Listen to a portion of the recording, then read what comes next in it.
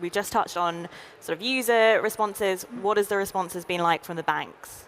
Yeah, so I think that's quite interesting, because if you think about it, open banking is mandatory. So banks have to provide it for free.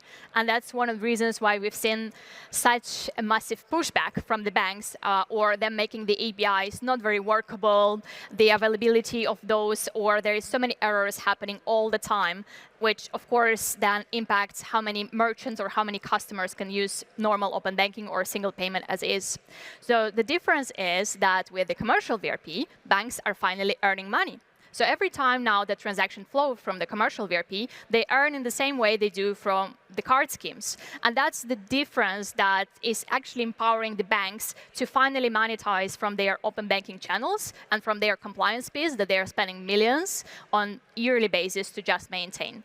The one little piece that is still a question, and I think that's why the banks have not yet massively adopted it, is the liability model and who is responsible for what. I think NatWest really nailed it, and I think that's where the pilot for all the CM9 in the UK is taking from, and we expect it to go live early next year.